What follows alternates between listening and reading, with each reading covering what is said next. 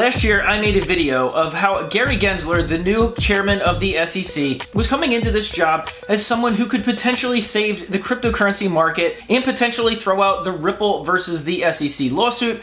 And this was thought because he knew blockchain, because he taught a blockchain course at MIT, that he essentially was going to be the savior of regulatory clarity within the crypto space.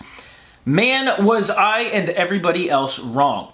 Gary Gensler is now attempting to be the most powerful man in Washington, D.C. in terms of the cryptocurrency world. And now what he just did is essentially signaling that what he intends to do is become the sole regulator of the cryptocurrency world. He wants to be the authoritarian overlord of cryptocurrencies. In fact, the SEC just put out a press release that I'm going to read, and well, it's not exactly good news for crypto investors, at least in the United States, especially if you're in favor of entrepreneurship and innovation, because it looks like that potentially could be stifled. And continuing this theme, in Washington, D.C., there is now a battle going on over the cryptocurrency world, whether it be the SEC or the CFTC or possibly something else. I'm going to tell you what Ron Hammond of the Blockchain Association has been saying is going on in Washington and why this battle is just getting ramped up and could potentially last the rest of the year. Now, this all ties together, and there's going to be some definite rooting interests if you're a fan of cryptocurrencies. Hey everyone, my name is Randy and welcome back to the Late Night Grind. Right now on this channel we are covering the Ripple versus the SEC case, but I'm also covering cryptocurrency news, investment markets, and personal finance.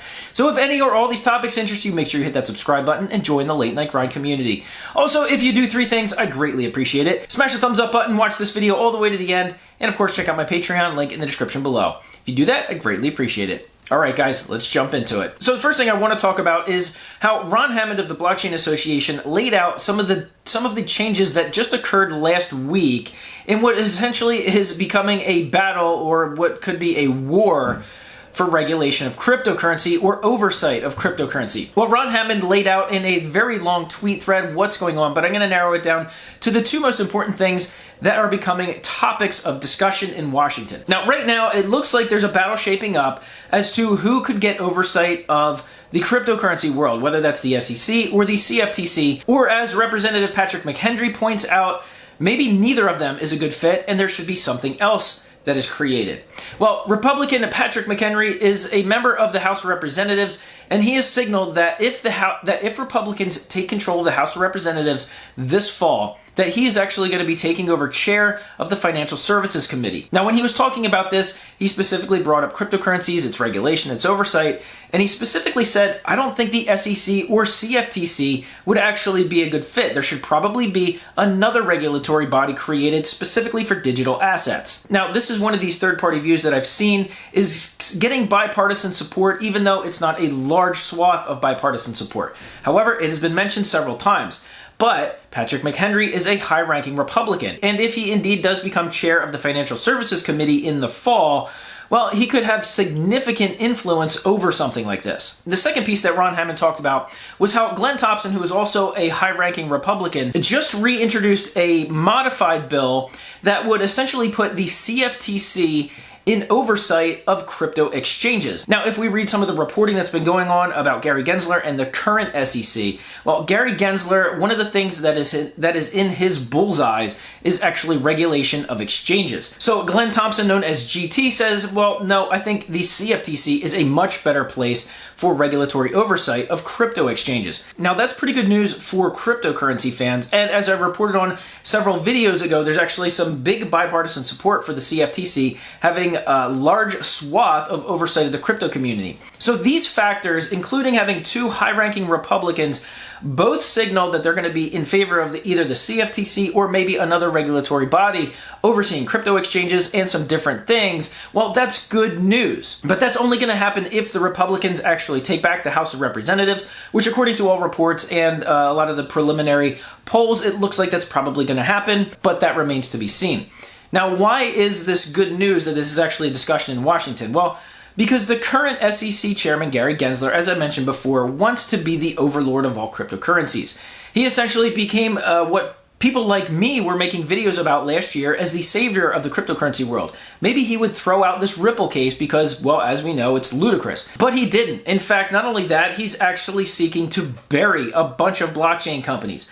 So I'm going to tell you what this press release says that the SEC just released that signals why the SEC, they want to be the authoritarian overlord of the cryptocurrency world. And they're doing this disguised as a protection agency. And they're doing that disguised as a government entity. And when really what they're doing is legalized extortion of United States entrepreneurs and tech frontrunners. In fact, the SEC is hell-bent on protecting investors so hard that their investments essentially become worthless. Just ask XRP holders. So that brings me to my next point. This press release that the SEC just released essentially wants to be that authoritarian cop that polices the cryptocurrency world. Not on actually providing clarity, not on actually providing actual regulation, but specifically going after companies with selective enforcement. But not just companies, he wants to go after entire swaths of cryptocurrencies. Listen to this. And before I read it, I will also put a link in the description below. You can actually go and read this press release as well. This was posted by James Filan, who is, of course, covering the Ripple versus the SEC case. Here we go. Listen to this. The Securities and Exchange Commission today announced an allocation of 20 additional positions to the unit responsible for protecting investors in crypto markets from cyber-related threats. The newly renamed Crypto Assets and Cyber Unit, formerly known as the Cyber Unit, in the Division of Enforcement, the people going after the companies, the people suing the blockchain companies, will grow to 50 dedicated positions.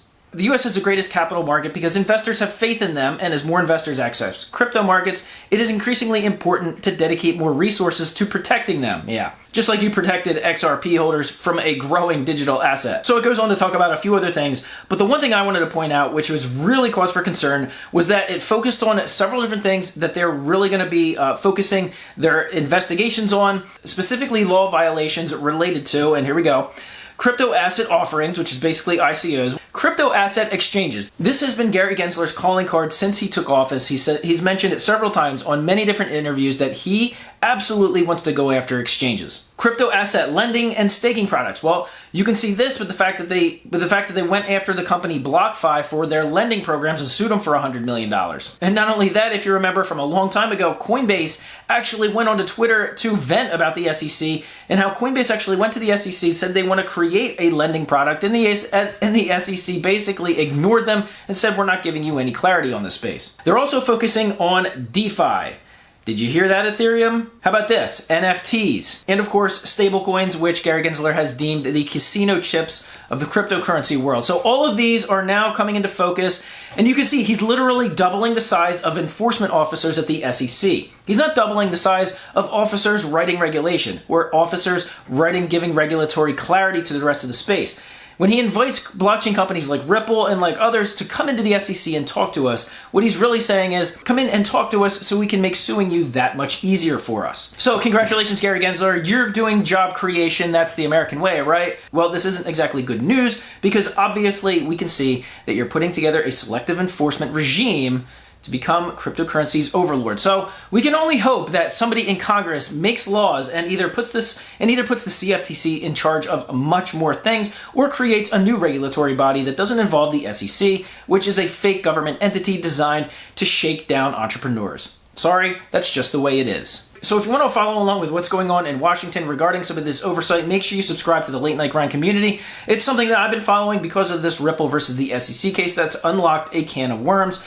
And man, Gary Gensler has something to answer to. And I mentioned earlier about the Republicans taking control of the House of Representatives, and there is a lot of blockchain analysts that said they actually can't wait for Republicans to take control of the House of Representatives because if they do, it will be a never-ending path from Gary Gensler's desk to sit in front of the House Financial Oversight Committee to explain his actions time and time again. And man, I cannot wait for that. So if you want to follow along with that, make sure you subscribe to the Late Night Grind community. Also, a big thanks for watching this video all the way to the end, for smashing that thumbs up button. And as always, I'll see you guys on the next video.